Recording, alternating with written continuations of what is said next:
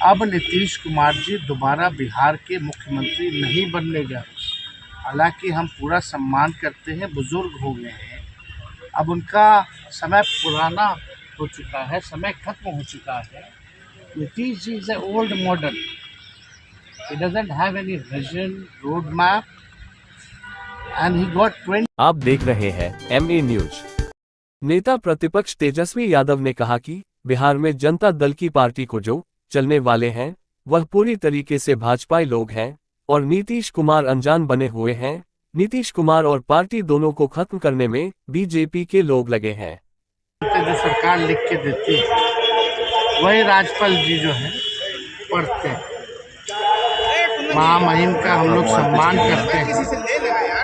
देखो इधर आ रहा है भाई, पहले ही ये बिहार के राज्यपाल बने, उनका हम लोग स्वागत करते हैं। भाषण दिया है उन्होंने, लेकिन आप लोगों ने जब भाषण सुना होगा तो सब लोग लगता है कंफ्यूज होंगे कि कौन सी सरकार के बारे में भाषण। ये 2015 वाली सरकार थी का भाषण उन्होंने पढ़ा है कि 2017 वाला का पढ़ा है कि 20 वाले का पढ़ा है कि 22 वाले का पढ़ा है कि 24 वाले का पढ़ा है। आप अगर पूरा भाषण देखें तो आखिर कौन सा सरकार के बारे में इन्होंने भाषण पढ़ा। हाल फिलहाल में भी 1 साल नई सरकार को हुआ है और हमें 1 साल में इनकी कोई उपलब्धि जो है दिखी नहीं कि कौन सा उपलब्धि बिहार से पढ़े थे। तो अगर पढ़ना था तो नीति आयोग का रिपोर्ट भी पढ़ देते। साक्षरता के मामले में बिहार जो है प्रति व्यक्ति आय निवेश में सबसे फिसड्डी है, किसानों के आय में फिसड्डी है।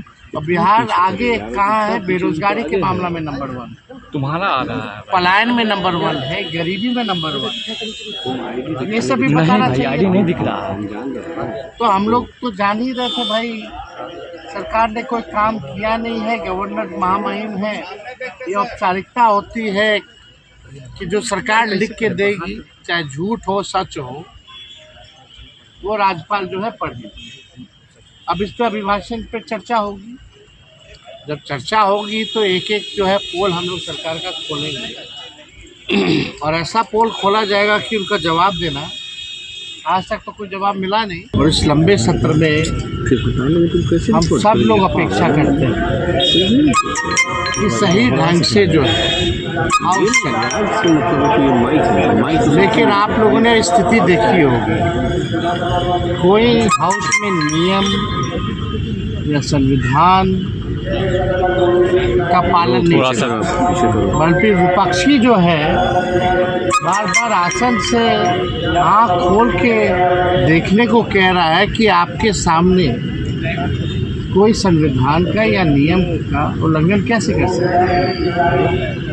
आज लगभग कई दिन हो गए, साल भर हो रहा है और अब तक कार्रवाई नहीं की।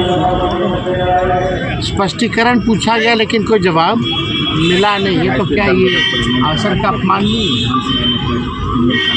जो भी विधायक उधर बैठाना तो बैठाओ ना भाई, लेकिन किस नियम के और किस संविधान से नियम के हवाले आप बैठा।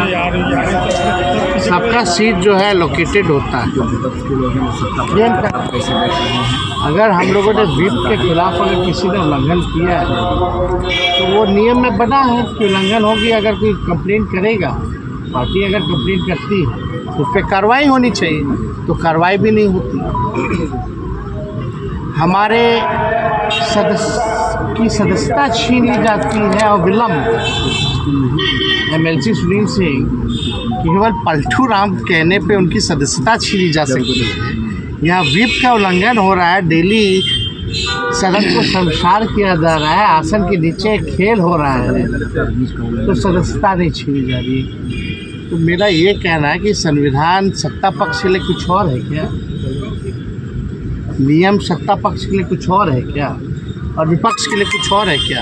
वो तो हम धन्यवाद देते हैं उच्चतम न्यायालय को कि सुनील सिंह जी के मामले में जो है तानाशाही जिस प्रकार से सदस्यता ली गई है, तुरंत सुप्रीम कोर्ट ने न्याय किया, जस्टिस किया और न्याय मिला। लेकिन भाई उस सदन का तो हो गया, कोर्ट जाना पड़ा।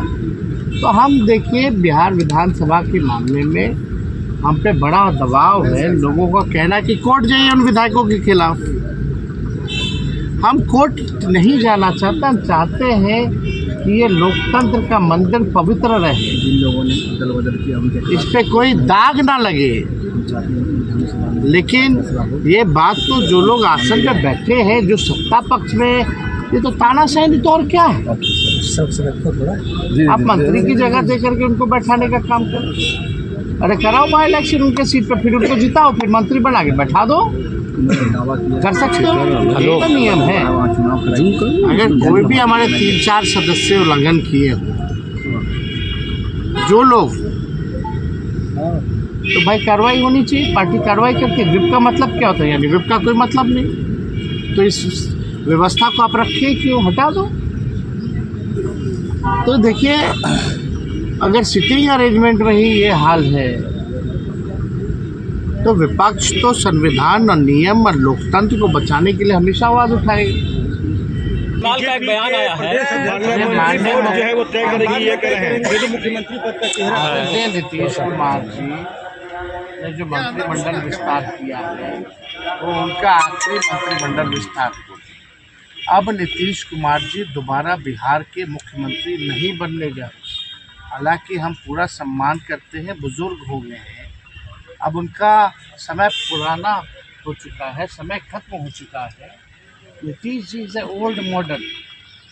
He doesn't have any vision, roadmap, and he got 20 years. Bihar की जनता ने 20 साल मौका दिया, ये कोई मामूली बात नहीं। 20 साल में भी अगर बिहार सबसे गरीब है तो उसका दोषी कौन है? 20 साल में सबसे ज़्यादा बेरोजगारी बिहार में है, पलायन सबसे ज़्यादा है, और आपराधिक मामले तो आप देख लीजिए, एनसीआरबी का आंकड़ा उठा के देख लीजिए। अगर किसी को बहस करनी है तो डेटा पे बात करें। तो बिहार तो पीछे चला जा रहा है, और जिस हिसाब से बिहार को आप बताओ 2014 के बाद स्टेबिलिटी कहाँ मिली है बिहार सरकार में? सब असमंजस में रहते। अब तो 15 ही से किनारे, 15 से 25 जो है 5 सरकार बन गई है। आप अगर निकाल जाए तो 2 साल की सरकार। बीजेपी के लोग कह रहे हैं चेहरे पे चुनाव जरूर लड़ेंगे, चेहरे पे चुनाव जरूर लड़ेंगे। बीजेपी का एकमात्र मकसद है कि जनता दल यूनाइटेड पार्टी को कब्जा लो, और जो लोग जनता दल यूनाइटेड को नीतीश कुमार जी ने कमान दिया है, ये साफ दिखाता है कि निर्णय लेने लायक नीतीश कुमार जी अब नहीं रहेगा। जो भाजपा ही है, संगी है, उसको कमान दे रखी है। सबकी डीलिंग हो चुकी है भाजपा से। नीतीश जी का अब खेल ये लोग समाप्त कर रहे हैं।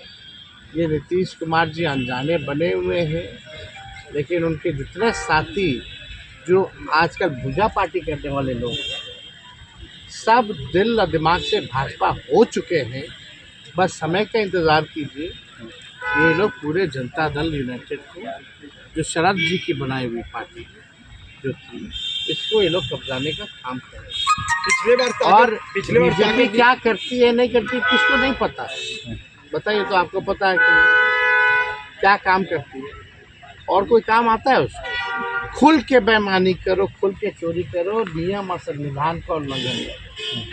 This is the weapon of BJP. They have all the institution in their pocket. जितना इंस्टीट्यूशंस है, कॉन्स्टिट्यूशनल इंस्टीट्यूशन है, सब पॉकेट में। Election commission is the cheerleader of the BJP. और इस बार चीयर लीडर कितना भी चीयर करेगा बीजेपी का बिहार